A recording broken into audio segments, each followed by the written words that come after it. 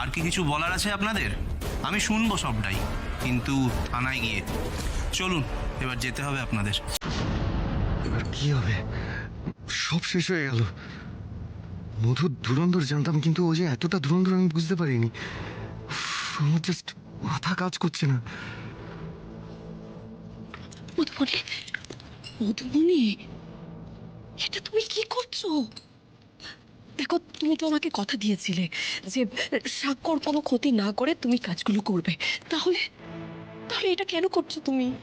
আর ওরা যে কনস্ট্যান্ট আমার ক্ষতি করার চেষ্টা করে চলেছে, সেটা দেখতে পাচ্ছ না? সেটা আমি কেন টলারেট করবো, আমাকে বলো।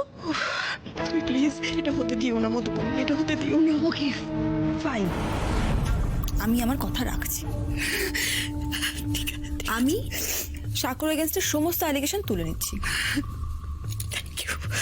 বাট আমার একটা কন্ডিশন আছে। কন্ডিশন? কি কন্ডিশন বলো না। সাক্ষ্য যদি সবার সামনে এটা কনফেস করে যে আমার বোনকে কিডন্যাপ করার সাথে শুধুমাত্র আরশির হাত আছে, তাহলে আমি স্বাক্ষর এগেনস্টের সমস্ত কমপ্লেন উইথড্র করে নেব।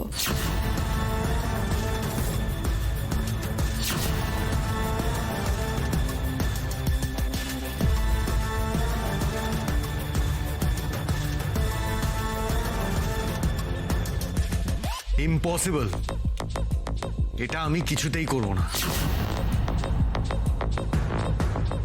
আমার আর আরশির মাঝে এভাবে ফাটল ধরানোর চেষ্টা করে কোনো লাভ হবে না মধু।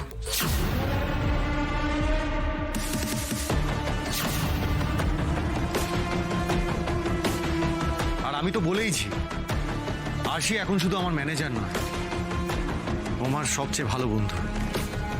তাই জেলে যদি যেতে হয়, আমরা দুজনে একসঙ্গে যাব।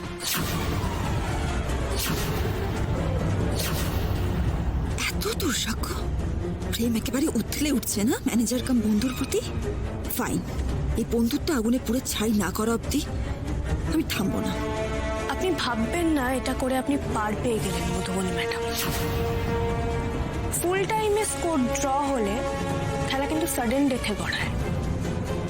এবার সেই এক্সট্রা টাইমটা শুরু হলো।